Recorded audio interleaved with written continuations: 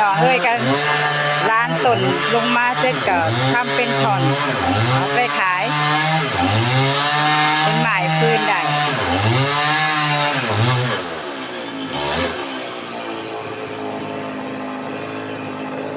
นุ่นกำลังสอบมีเครื่องหนึ่ง